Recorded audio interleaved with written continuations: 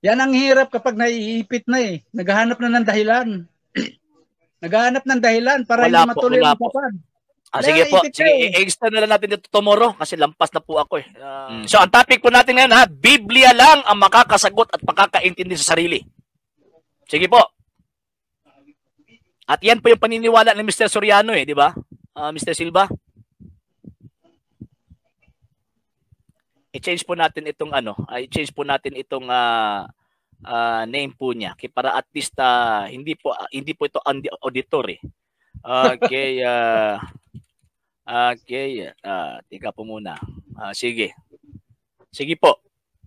So, ang topic natin ngayon is Biblia lang ang makakaintindi at makakasagot sa kanyang sarili. Tama po ba? Sumasang-ayon po ba kayo niyan, Mr. Silva? Hello, hello. Opo, narinig ko po kayo. Akala ko hindi. Okay, narinig ko po kayo pero putol-putol po yung signal po ninyo eh. Okay, putol-putol ba signal ko diyan? Ngayon hindi na, pero yung reception po ninyo hindi po maganda pero okay lang po yung audio. Ito yung tatanong ko lang yung nabanggit mo kasi kanina yung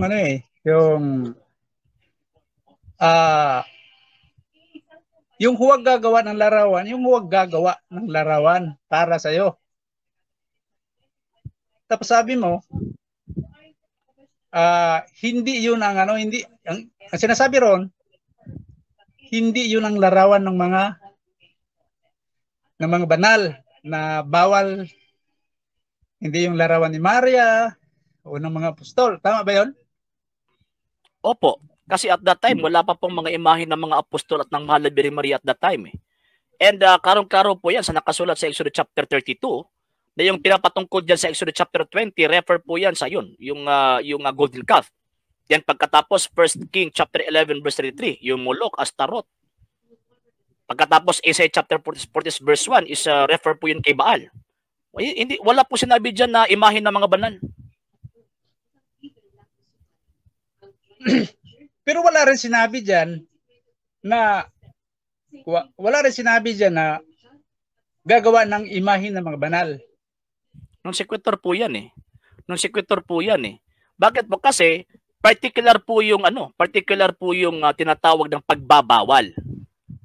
Meron pong binanggit ang Panginoon na particular ribulto, particular image na ipinagbabawal po niya.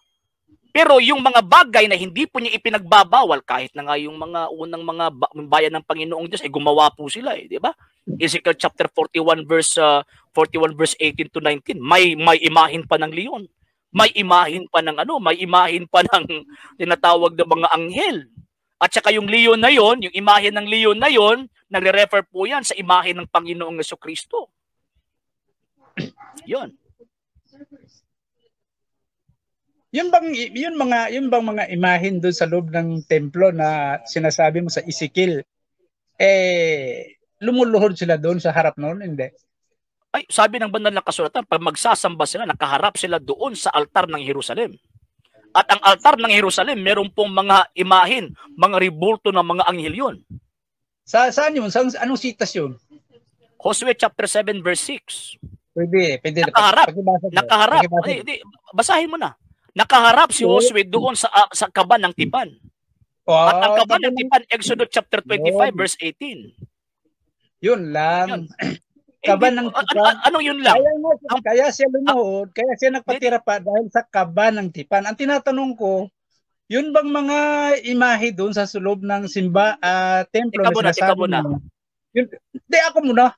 Pambihira, wala singitan naman tayo. Teka muna. Ano po ba ang nandyan sa kaban ng tipan? Di ba may ribulto ng kerubin? Ang nasa kaban ng tipan, ang nasa loob noon ay ang tipan. Hindi naman tipan nga, di ba? Pero yung ano ba, yung ilalagyan, yung kaban mismo. Yung kaban mismo, di ba, may ribulto ng kerubin? May ribulto kerubin, decoration lang yun. Hindi naman decoration. Hindi naman Ayos. So, ibig sabihin, sumasang-ayon ka na ngayon Sumasang-ayon ka na ngayon na si Josue, sumasamba siya sa Diyos, nakaharap siya sa rebulto. Mali ka yan. Hindi ako sumasang-ayon. Wala. So, sumasang-ayon ka na nga eh. Hindi. Mali. Sumasang-ayon ka na nga eh. Ay, wag mo nang ilihis. Wag mo nang ilihis. Mali yung pagkaunawa mo. Wag mo nang ilihis yung argumento kasi ayun, meron na tayong meron na tayong tinatawag. Di ba? Nakaharap doon sa kaba ng tipan. Tika muna. Nakaharap doon sa kaba ng tipan. Pagkatapos ang kaba ng tipan, merong rebulto ng mga kerubin. So ang issue dito, bawal ba ang pagsamba nakaharap doon sa rebulto? Ay hindi. Bakit po? Kasi mismo si Josue nakaharap. Okay, ang hinahanap mo nyo po is yung tinatawag na templo. Sa Salmo 5:7. Babasahin po natin sa Salmo 5:7. Tingnan natin ha. Okay, yon. Sige, tingnan natin ha. Salmo 5:7. Tingnan natin. Okay. Sige po ha. 5:7. Ito po. Okay. Lilipulin nyo. Okay, 7. Ngunit dahil sa pag-ibig nyo, makakapasok ako sa banal nyong templo at doon ako'y sasamba ng may paggalang sa inyo. Ano po ba ang nasa loob ng templo? Okay. Pumapasok siya at sasamba siya. Tingnan mo na. Sasamba po siya. Ano po ba ang nasa loob ng templo? Okay, babasahin po natin. Para at least maintindihan po ito ni maintindihan po ito ni Mr. Tinatawag na Silva eh. Ano ba ito? Ano yung pangalan niya kanina? Tingnan natin. Sige. 1 King chapter 6. Babasahin. Ano yung nasa loob ng templo? Ha? Ano yung nasa loob ng templo? Okay, 1 King. Okay, 1 King chapter 6. Teka po muna.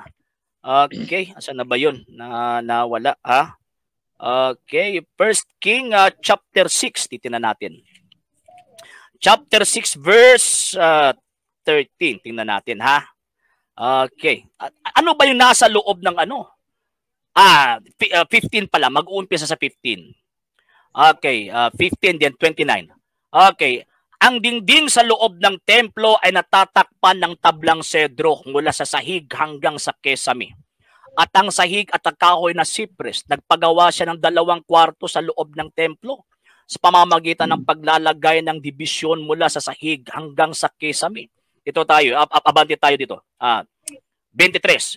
Nagpalagay si Solomon sa loob ng pinakabanal na lugar ng 2 kerubin. O saan na yung si Mr. Silva? Balik po kayo. Huwag niyo po akong takasan. Hindi auditor pala. Huwag niyo po akong takasan. Makinig kayo. Okay. Di kita tatakasan. Okay, dito. Nagpalagay si Solomon sa loob ng pinakabanal na lugar ng 2 kerubin na gawa ng kahoy na olibo, na ang bawat isa ay may 15 talampakan ang taas. Ang laki-laki. 15 feet. 15 feet sa loob ng templo. At sabi ni Salmista David, papasok ako at sasamba doon. At ang nasa loob ng templo, merong mga rebulto. Okay. 15 talampakan ang taas. Ang 2 kerubing ito ay magkasing laki at magkasing hugis. Ang bawat isa ay may 2 pakpak at ang bawat pakpak ay may habang 7 kalahating talampakan. Higante pala ito. So 7.5 ang taas ng ang pakpak po niya. So ibig pong sabihin, ang mga Hudyo po noon, pagpapasok doon sa tinatawag na templo, magsasamba sila, nakaharap sila sa isang rebultong, higanting rebulto ng kerubin. Okay na, nabasa ko na po. Ngayon, anong talata po ba sa Biblia, kapitulo at bersikulo na ang templo ng Panginoong Diyos walang rebulto?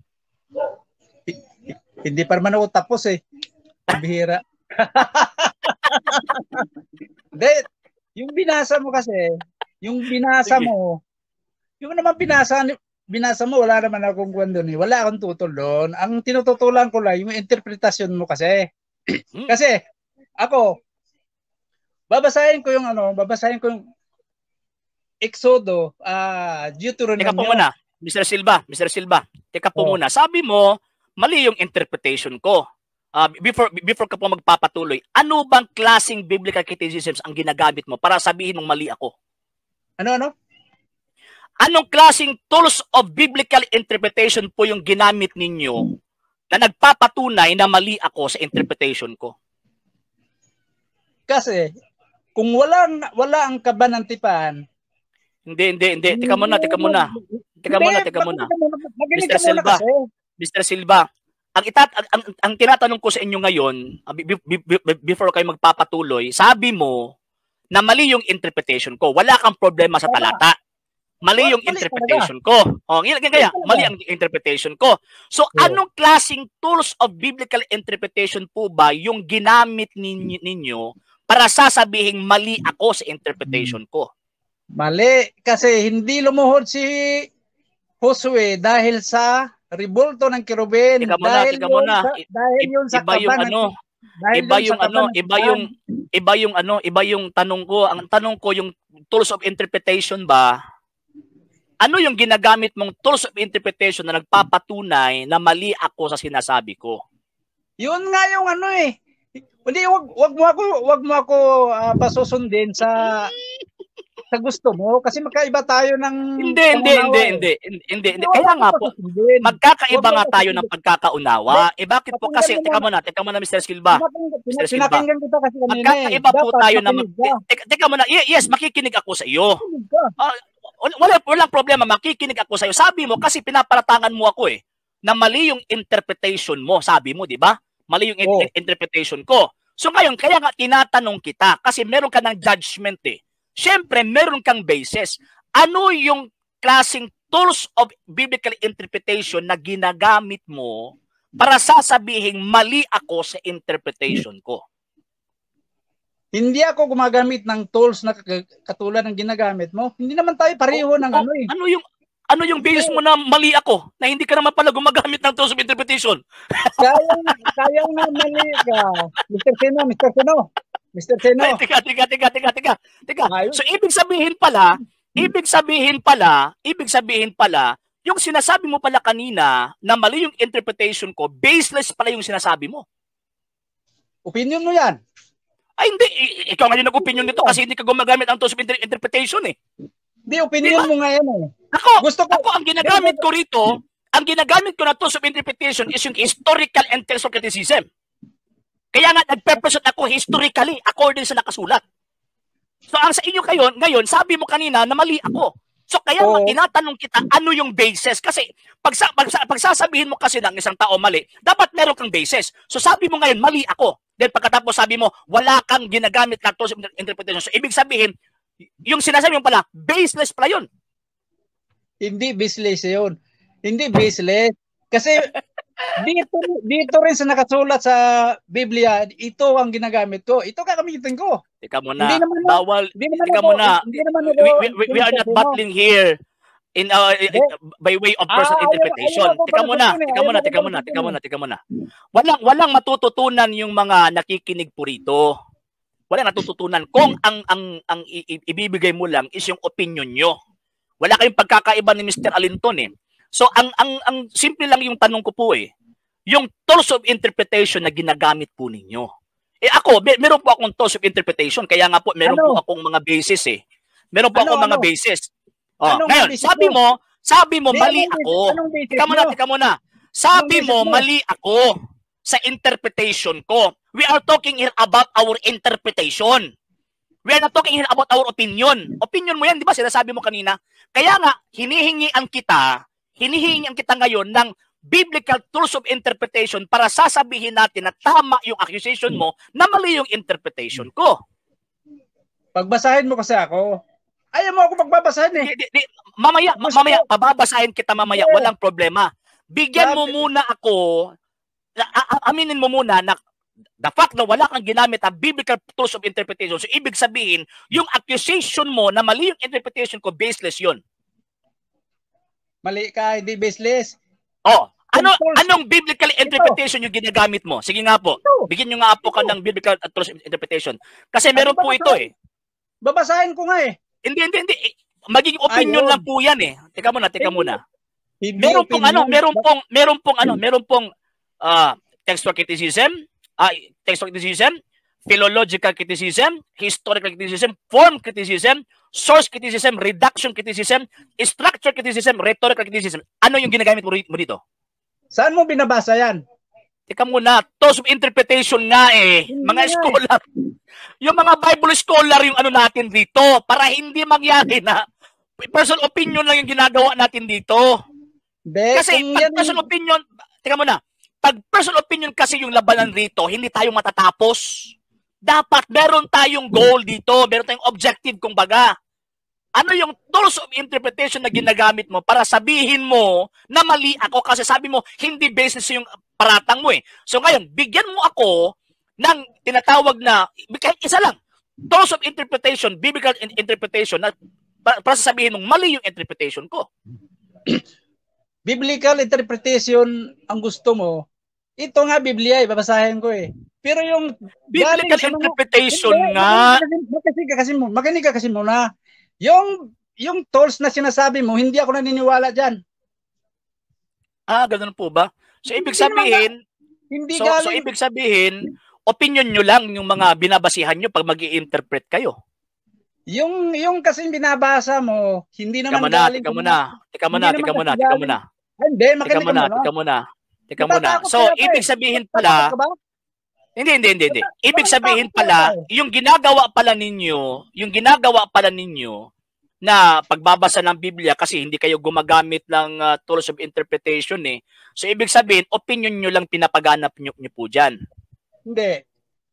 Kung hindi opinion nyo, ano yung ebidensya ninyo na tama yung interpretation ninyo? Kung pumayag ka na magbabasa ako, dapat pagbasahin mo kasi basis ako. Muna sa interpretation. Tingnan muna, kahit na magdamagan tayong magbasa rito, walang problema. Ang punto rito, yung interpretation natin, kasi ako gumagamit ako ng tools of interpretation, sa inyo hindi kayo gumagamit. So ano ang base ninyo na magiging tama yung interpretation ninyo ayon sa nakasulat? Kung ikaw gumagamit ng mga sulat ng mga theology na tinatawag, ako ayaw kong gamitin yan. Hindi ko tinatanggap yan. Tsaka, kasi ang sa inyo, ontology yan sa inyo, hindi theology. Ontology yan sa inyo. Wag mo kasi ako pasusundin para paniwalaan yung mga bubology na binabasa mo.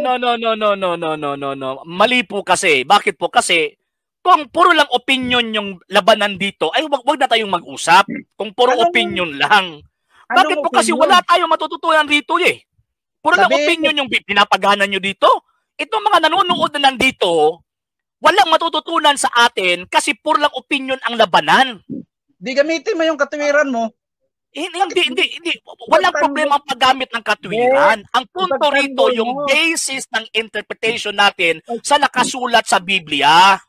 Kung hindi mo gusto yung katwiran ko, di yung katwiran mo, ipataas mo. Hindi. Discussion ito eh. Discussion ito, Mr. Silva eh. Discussion ito, Mr. Silva. Gusto ang mo lang punto dito, Mr. Silva, tika muna. Ikaw lang magsasalita. No. Ang punto dito, Mr. Silva, klarong-klaro eh. Nagbabasa ako ng Biblia kanina, hinayaan mo ako, nagbasa ako ng Biblia. Sabi mo, mali yung interpretation mo. So, meron ka ng judgment na mali yung interpretation ko. So, kaya nga, tinatanong nga kita, kung ano yung tools of interpretation na ginagamit mo para sabihin talagang mali ako. Sabi mo, wala kang ginagamit. So, ibig sabihin, baseless pala yung sinasabi mo na mali yung sinasabi ko o yung interpretation ko. Sabi mo, hindi, merong basis. Ano yung basis mo na sinasabi na mali ako? Anong klaseng interpretation yan? Nasa Biblia naman eh. Hindi. Kaya nga, nasa Biblia na pinag-uusapan natin dito, dapat meron tayong gagamitin as standard basis para magkakasundo tayo. Biblia nga standard, Biblia, hindi yung binabasa mo. Bakit talagang hindi ito nakakaintindi? Hindi ko sinabi na standard ang Biblia. Ang sinabi ko rito, yung standard interpretation ayon sa nakasulat. Di ba? Ito yung sinasabi ko dito mga kababayan, mga kapatid. Ito yung sinasabi ko dito. Pag ang papasok, kung sa kuan pa, sa lapis pa, wala ganit tahal. Pag ang papasok dito, walang bit-bit na ebidensya, talagang walang patutunguhan ng argumentong ito. Hindi yung standard mo ang papakinggan ko. Hindi yung standard mo ang papakinggan ko, Mr. Seno. Sabihin mo, interpretation. Teka muna, interpretation. Teka muna, babasahin ko muna. Hindi po. Ikaw yung kinakapos rito. Ikaw yung kinakapos rito kasi ini-insist mo yung opinion mo eh. Okay, teka muna. Hindi. Pababayaan kitang magbasa basta provided alam ko kung ano yung standard ng interpretation na ginagamit mo. Kasi ito kasi sabi ni San Pedro eh. 1 Peter chapter 1 verse 20. Ito kasi yung sinabi ni San Pedro eh. 1:20. Okay, ito po babasahin ko po. Bago palikain ang mundo. Okay, Dos Pedro 1:20 rather. 2 Peter chapter 1 verse 20. Ito po yung sinabi ni San Pedro mismo eh. Okay, ito po higit sa lahat dapat ninyong tandaan na ang lahat ng isinulat ng mga propeta sa kasulatan ay hindi ayon sa sarili nilang interpretasyon. So ngayon, para iwasan natin yung sariling interpretasyon, so ano yung basis natin sa interpretation? Para wala yung sariling interpretasyon. Sasagot ako. Opo. O yan. Binasa mo yung sinabi ni Apostol Pablo na hindi ayon sa sariling interpretasyon. Alam mo, Mr. Seno, yung binasa mo, kayo mismo tinatamaan eh. Kayo ang nagbabasa, tapos kayo rin ang umuunawa ng binabasa nyo. Kayo ang mahilig gumamit ng sariling interpretasyon. Basis. Hindi ako. Basis. Ano yung basis? O, ito. Kaya ako sinabing kayo ang mahilig gumamit ng self-interpretation. Hindi. Teka muna. Bigyan mo ako ng basis na tama yung interpretation mo para maiwas tayo doon sa self-interpretation.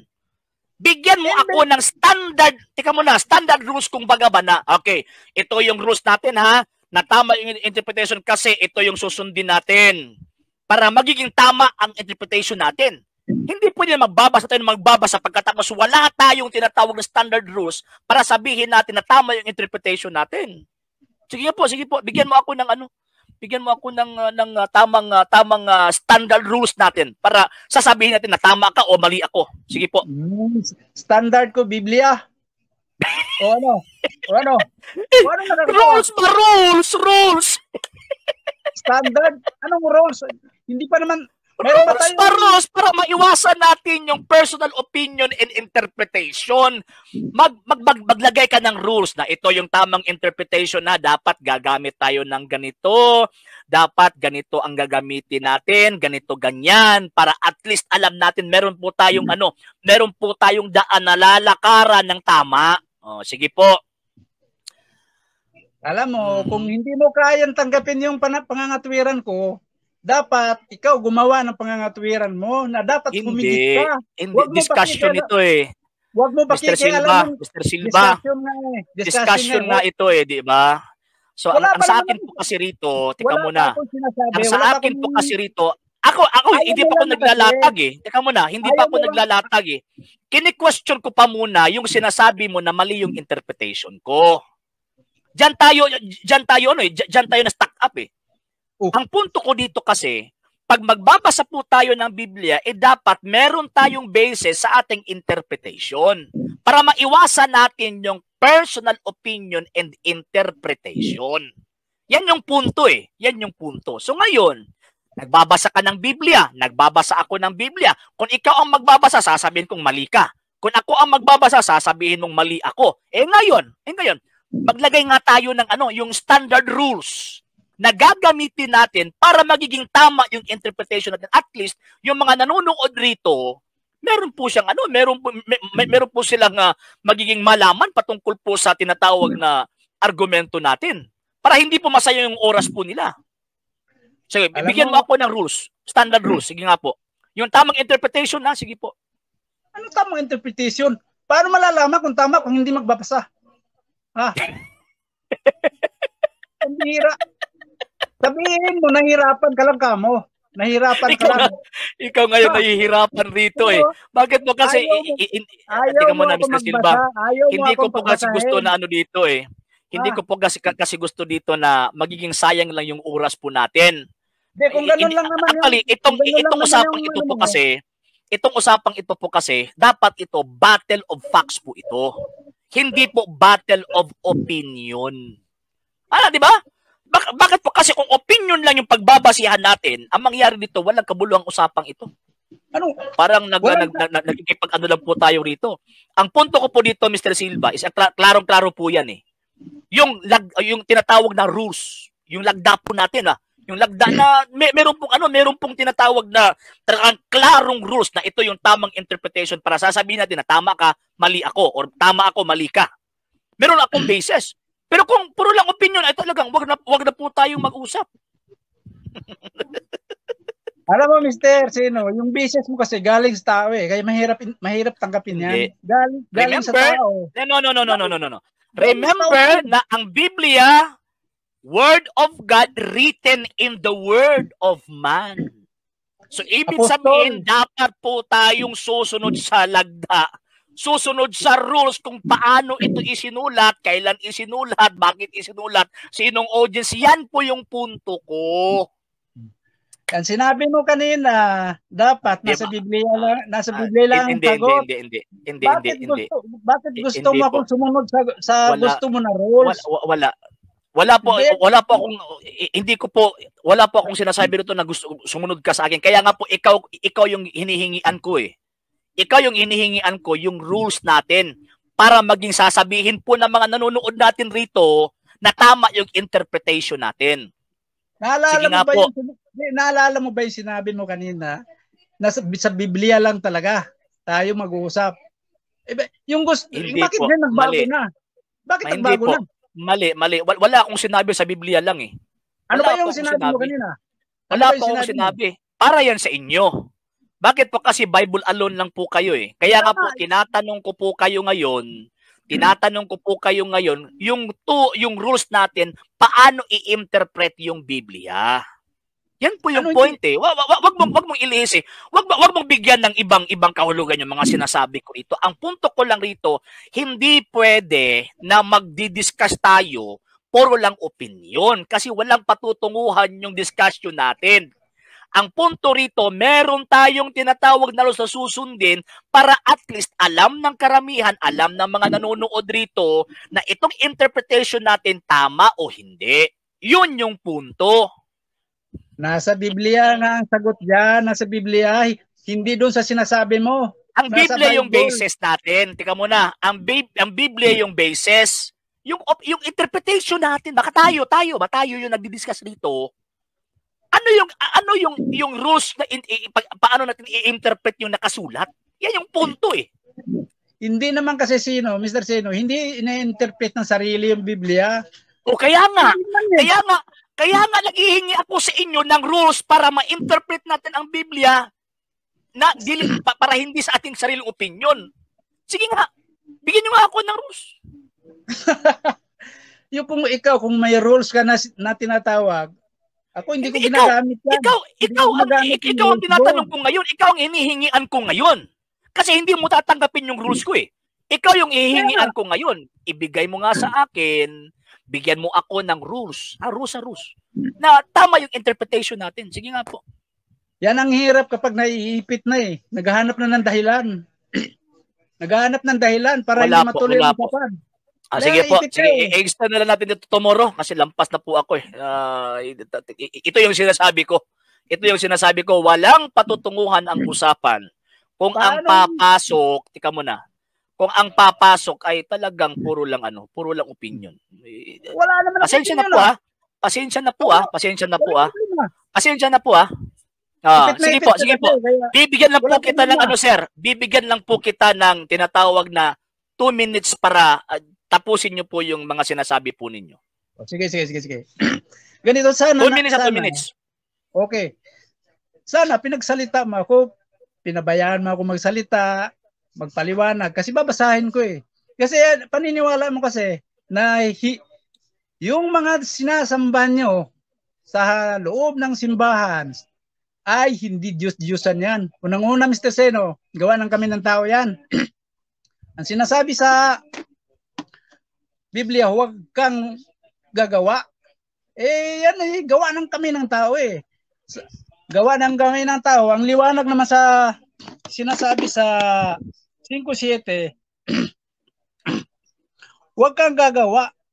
Huwag kang magkakaroon ng ibang mga Diyos sa harap ko. Huwag kang gagawa para sa iyo ng larawang inanyuan na kawangis ng anumang anyo na nasa itaas sa langit o sa ibaba ng lupa. Ang ibig sabihin, yung larawan na ni Maria, kasama yan, napabilang yan sa ibaba sa lupa. Si Kristo ay tagalangit yon, yung anghel tagalangit, ang Diyos ay tagalangit yon. Ang sinasabi rito, huwag kang gagawa ng anumang larawan na nasa itaas ng langit. Kahit larawan ni Kristo, bawal gawin. Bawal gawin yon dahil hindi naman siya ang dapat luhuran mo, yung ginawa mo. Hindi mo dapat luhuran ang gawa ng kamay ng tao. Kaya Diyos-Diyusan pa rin ang labas noon. Ang linaw naman ang linaw ng nasa itaas ng langit. Huwag mong yuyukuran sila, yung mga anyo sa taas ng langit, anyo ng anghel, anyo ni Kristo. Kahit larawan ng Diyos, huwag mo luluhuran. Lalo na yung ribulto ni Maria, hindi po pwede yan. Okay na po. Kaya napakaliwanag. Yung binasa nyo po ba, Mr. Silva, yung binasa nyo po ba ang nakasulat para sa mga Diyos-Diyusan, tama po ba? Ito, pag ginawa mo itong mga larawan at nagpatira pa ka, lumuhod ka, dyan papasok ang pagiging Diyos-Diyusan. Kasi yung next question. Si Panginoon si Kristo po ba Diyos-Diyusan o hindi? Si Kristo hindi Diyos-Diyusan. Good! Ito. Okay na. At least, ang mahal na Birheng Maria po ba Diyos-Diyusan o hindi? Ay, pagka gumawa ka ng ribulto ni Maria, tapos no. Ang mahal na Birheng Maria po ba Diyos-Diyusan o hindi? Kapag gumawa ka nga ng ribulto, kasi hindi naman si Maria. Kasi ang ribulto po niya, maging Diyos-Diyusan po yan kung kinikilala po siyang bilang Diyosa. So tanong ko sa inyo, ang mahal na Birheng Maria po ba Diyos-Diyusan o hindi? Si Maria, hindi yung Diyos-Diyusan, tao yun. Pero, pag gumawa ka ng larawan ni Maria, Okay na. Very good. Okay na. Yun ang hindi mo naintindihan. Ako na naman, Mr. Silva. Okay, sige, ako na naman ha. Teka mo na. Ako na naman ha. Okay. So, i-mute kita para walang sapaw ha. So, ang ginagamit niyo pong talata, klarong-klaro po yan Refer po yan sa mga Diyos-Diyusan. Magiging bawal po yan. Kaya nga po, ang introduction ng Panginoong Diyos, huwag kang kumikilala ng ibang Diyos maliban sa akin. Kasi ang sumunod na sinabi ng Panginoon na huwag kang gagawa ng mga larawang inanyuan, bakit po? Kasi yung mga larawang inanyuan na yun, kinikilala po nila bilang Diyos. Ano po yung talata natin? Exodus chapter 32 verse 4 to 5. Isaiah chapter 44 verse 17. Kinikilala po nila na Diyos po nila yung mga imahin na yun. So kaya nga sinabi ng Panginoon, huwag kang gagawa. Bakit po? Kasi siya po yung Diyos na siloso Bakit po siya siloso? Kasi pinapalitan na po nila ang Panginoong Diyos sa isang larawang bagay na sinasamba po nila bilang Diyos. Kaya nga po tinatanong kita, Mr. Silva, na ang Panginoong Jesucristo po ba Diyos-Diyusan? Sabi mo, hindi.